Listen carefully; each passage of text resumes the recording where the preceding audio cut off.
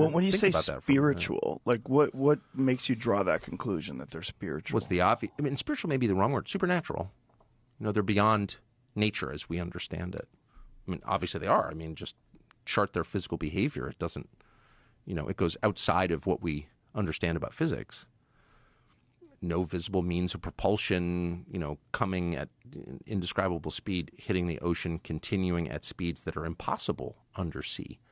I mean, in other words, if I take a 9mm round or 7.62 by 39 and shoot you at 50 yards underwater in a swimming pool, and it's even more intense in salt water because it's denser, you could catch the bullet if it even makes it to you, right? So if you have a craft, any object underwater that's traveling at 500 knots as measured by sonar, right there you're challenging our understanding of physics. Like, what is that? How can that be?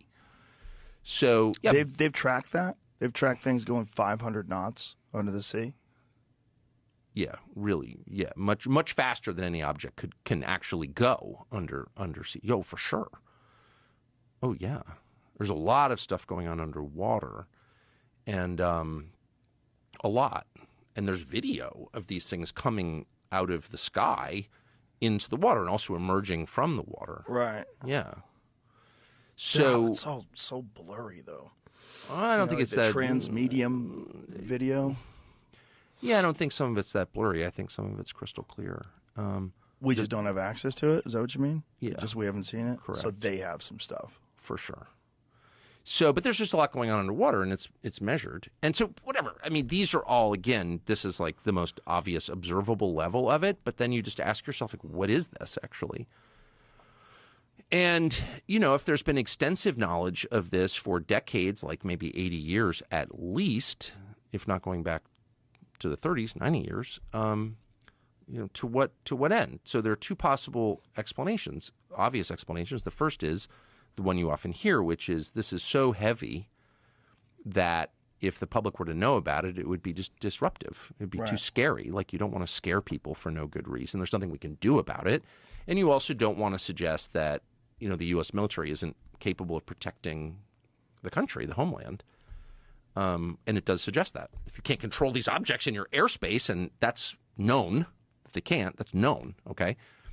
Then that suggests a limit to the power of the U.S. military, and you don't want to tell people that because then they won't believe that they're safe. I get it. But then there's a deeper level, which is like, okay, what's your relationship with these things?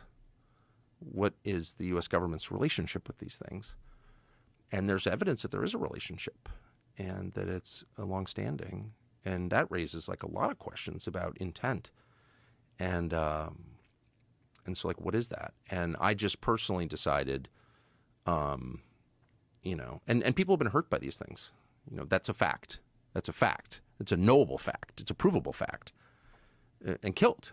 And I'm not saying millions of people have been killed by whatever these things are, but people have been killed, and it's known because it's working its way through the courts out of the VA. So, I don't know, an object that is by definition supernatural. It's above the laws of nature as we understand them, and that has resulted in the deaths of people.